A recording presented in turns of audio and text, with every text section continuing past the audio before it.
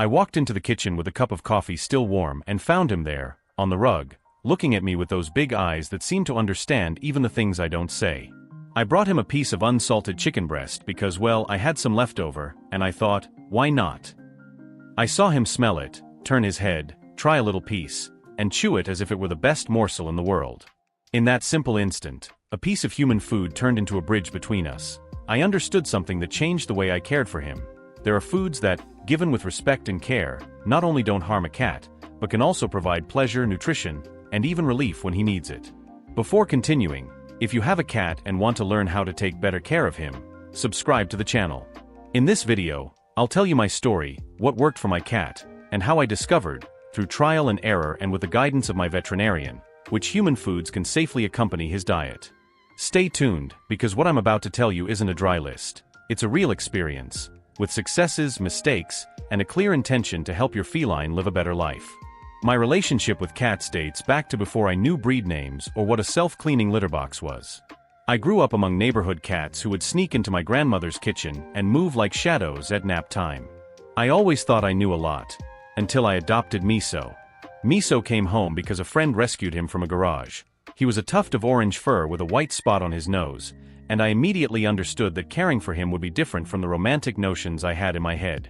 He had allergies, a delicate stomach, and above all, strange tastes that forced me to learn.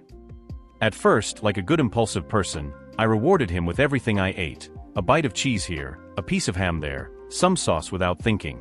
Miso acknowledged each gift with a purr that melted my heart, but the vet gently warned me, be careful. Not everything human is for them. And that's when my serious learning process began. Guilt plagued me for the first few weeks. I realized that, through ignorance, I had put him at risk. So I made a decision. If I was going to give him human food, I would do so with knowledge and within limits. What followed was a slow, careful, and closely monitored experiment that taught me to distinguish between safe and dangerous, between indulgence and real help. I remember the first time I gave him something that didn't come in a pet package and that, moreover, marked a turning point. It was a piece of cooked chicken breast, without salt or oil, warm. I cooked it myself, with the patience of someone seeking to reconnect with someone. I offered it to him in my hand, and he sniffed it as if it were a treasure and devoured it with the delicacy of a lover. Then he leaned close to my face, licked my beard, and fell asleep on my lap. It wasn't just the warmth of the meat, it was the confidence that I, his human, was offering him something good. From that night on, I began researching, talking to veterinarians, reading reliable sources, and trying, always in moderation, certain foods that could be beneficial. What I learned first was a gentle but powerful lesson: origin matters. A piece of chicken cooked without seasoning is not the same as a feast on the table with sauces, onions, garlic, and the like. Cats metabolize certain substances very differently than we do. What gives a human life flavor can make a feline sick. With that in mind, I began sorting. Cooked chicken and turkey without salt became little treasures I reserved for when Miso needed a pick-me-up or when I wanted to boost my protein intake without resorting to calmer. There was a day when this practice truly saved me. Miso had suffered a stress reaction from a trip and stopped eating completely for almost 2 days. His energy was low and his gaze was dull. I remember the anxiety that coursed through me. The vet told me that, in cases like this, a small portion of wet food or warm chicken could revive his interest in food. I prepared a piece of breast, let it cool until lukewarm, offered it to him, and watched him eat with that grateful slowness that breaks your heart. That small reaction was the first sign of recovery. It wasn't a magic cure, but it was a gesture that helped him cross the threshold of appetite again. From then on, I learned that some human foods can serve as a bridge in situations of stress or illness, always accompanied by veterinary advice. Another experience that taught me a lot was fish. Summer nights, the smell of grilled meat on the balcony, and a small grilled salmon fillet she had prepared for me. Miso appeared as if by magic, sat down next to me, and began staring at the fillet with those eyes that beg without asking. I consulted the vet, and she gave me a guideline: cooked boneless fish in small quantities, and as an occasional treat, not a daily one. We tried it, and Miso licked the plate like a little king. Salmon, due to its omega-3 fatty acid content, can provide anti-inflammatory benefits when given in controlled portions. But of course, the warning was clear: don't give raw fish due to the risk of parasites, and don't make it the basis of your diet because it can cause imbalances. That balance between pleasure and prudence seemed to me a metaphor for life with a cat: lots of affection, but with limits. There were other discoveries, less glamorous but equally valuable.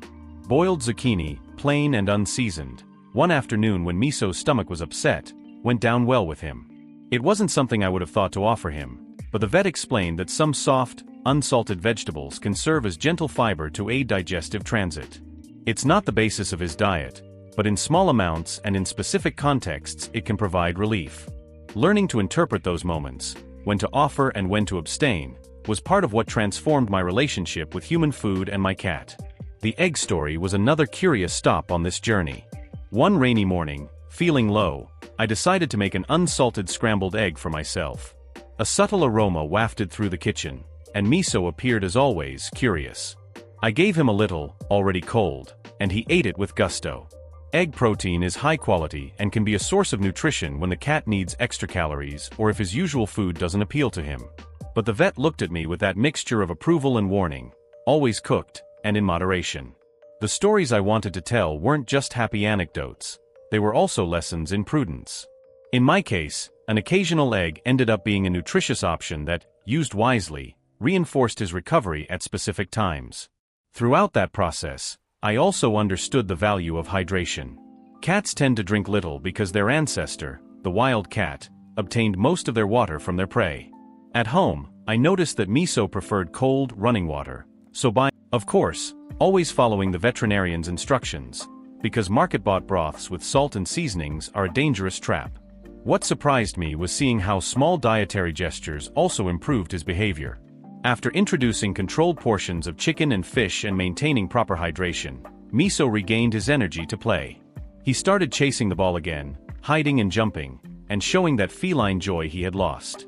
For me, it was a clear lesson. Feeding with meaning isn't just about avoiding what's harmful, but offering what nourishes, both the body and the mind. And in that process, I learned to combine safe human foods with his regular diet, not to replace it, but to enrich it. Not everything was rosy. I made mistakes that cost me a learning curve and sometimes, a silent apology to Miso.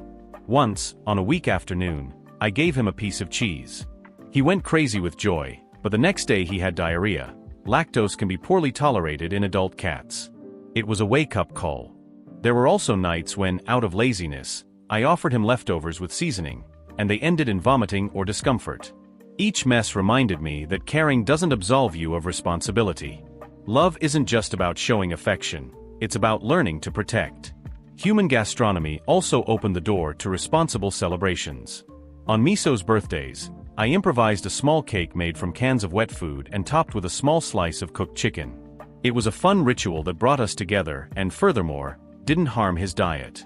An important part of this story was the constant consultation with the veterinarian.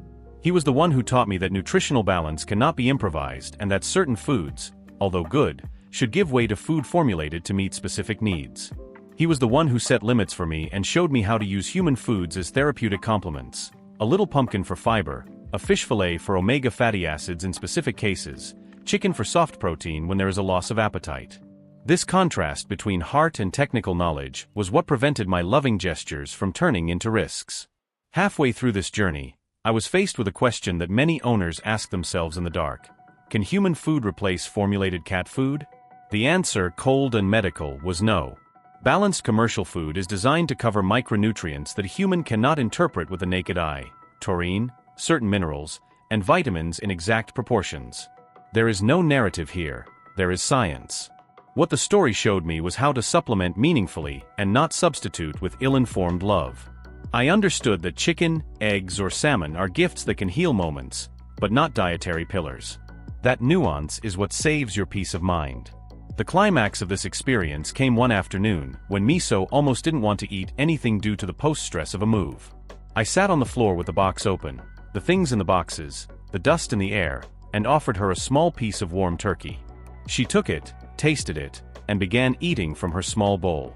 It was like watching a door open. That small intake was the catalyst for her recovery.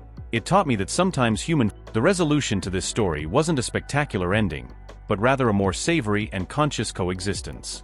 I learned to cook with Miso in mind when the occasion called for it. I learned to avoid sugars, salt, additives, and dangerous seasonings like onion or garlic. I learned to measure according to the golden rule. If you would eat it in moderation and without seasoning, and your vet agrees, then perhaps it's suitable as a supplement. And the celebration came in small ways. One day when Miso knocked over his toy again, another when he climbed onto my lap without fear, another when he left his dish clean. These details were proof that a balance between human and feline was possible. If you're reading this and thinking about trying something with your cat, I have a recommendation born from my experience. Act with loving caution. Always consult your veterinarian before introducing a new food. Start with small portions, monitor for digestive reactions or skin changes, and remember that affection is best shown calmly rather than with improvised leftovers. If something goes wrong, remove the food and consult. It's not drama, it's responsibility. And if you enjoyed this story and want more real and useful content on how to care for your cat with love and knowledge, subscribe and like it. Comment below about the human food your cat loved or the one that harmed them. Your experience could save someone else. Today when I cook, part of my ritual is to leave a small piece of cold breast on a plate in case Miso, or any cat who might show up, wants to share that moment with me. What began as a mistake and experimentation became a practice of respect and love, giving without harming, nourishing without replacing, caring with both mind and heart.